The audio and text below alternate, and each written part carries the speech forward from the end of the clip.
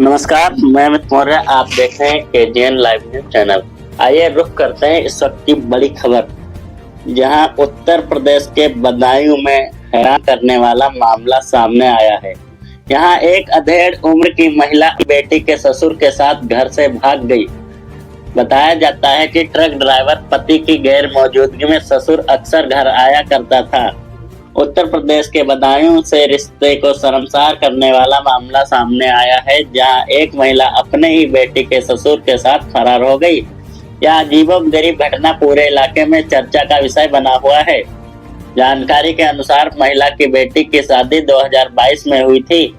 बेटी के ससुर से महिला के संबंध धीरे धीरे इतने गहरे हो गए कि उन्होंने अपने ही पति और 4 बच्चों को छोड़कर समधी के साथ जिंदगी बिताने का फैसला कर लिया।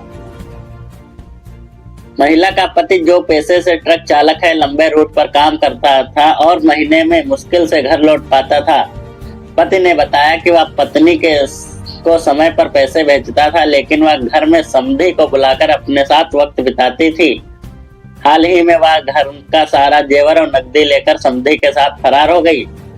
महिला के बेटे ने बताया कि उनके पिता की गैर मौजूदगी में मां अक्सर समधी को घर बुलाती थी। बच्चे जब सवाल करते थे तो उन्हें दूसरे कमरे में भेज दिया जाता था। घटना के दिन भी महिला समधी के साथ टेम्पो में बैठकर घर छोड़कर चली गई। मोहल्ले के लोगों का कहना कि महिला का समधी देर रात घर आता जाता था और सुबह जल्दी चला जाता था। रिश्तेदार होने की वजह से किसी ने इस पर ज्यादा ध्यान नहीं दिया। अब महिला के फरार होने के बाद पूरा मोहल्ला हैरान है। हर कोई इस मामले का चर्चा कर रहा है। इस घटना में न केवल परिवार बल्कि समाज में भी रिश्ते की पवित्रता पर सवाल खड़े कर दिए। पुलिस ने शिकायत दर्ज कर कार्रवाई के लिए अग्रिम मामले की जांच चल रही है।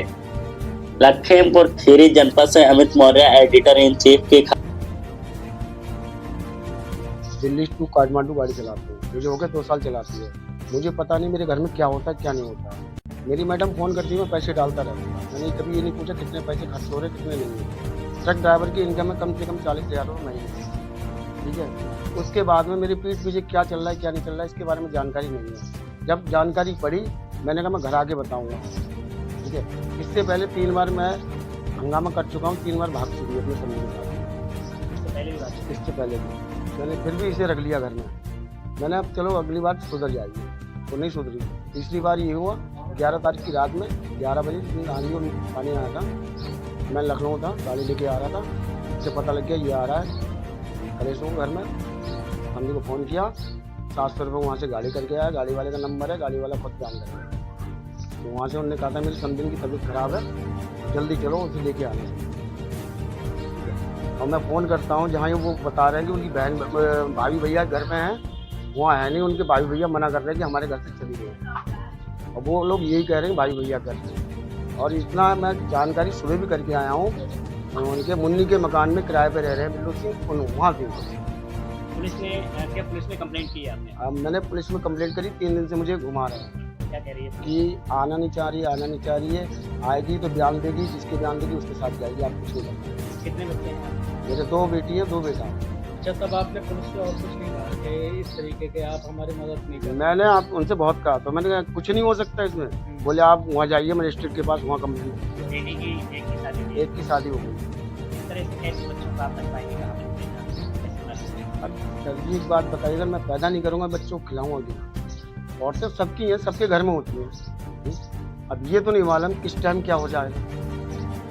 बड़ी लड़की की शादी हो गई, उसकी एक बेटी है। कहना ये भी है कि वो अपने मायके गई नहीं, मायके नहीं है। इस चीज़ के मैं गवाह अभी चले तो अभी पकड़वा सकता हूँ। लोकेशन पता है? लोकेशन मुझे सारी कुछ मैं सुबह चेक करके आया हूँ। जो आपकी शम्मी है उनकी पत्नी है क्या? उनकी पत्नी है। उनकी पत्नी इसके बाद नहीं? वो इसके हमारी मैडम के चक्कर में उनकी पत्नी से ऐसा चल रहा है कि वो घर से किराए पर बाहर रह रहे हैं। वो मारती है इनके सब चीज़ों को लेके आपकी बेटी के साथ कुछ भी कलेश तो होगा। जब किसी के घर में आग लगेगी, उसकी माँ को उसके बाप प्यार नहीं देगा तो वो मेरी लड़की को प्यार देगा नहीं देगा। तो इसकी वजह से आपकी बेटी को भी काफ़ी दिक्कत हो रही है। क्या चाहते हैं शासन से? सर जी मैं तो यही चाहता हूँ कि इसका न्याय होना चाहिए, ठीक है। और ऐसा कभी भी कोई औरत कदम नहीं उठाए।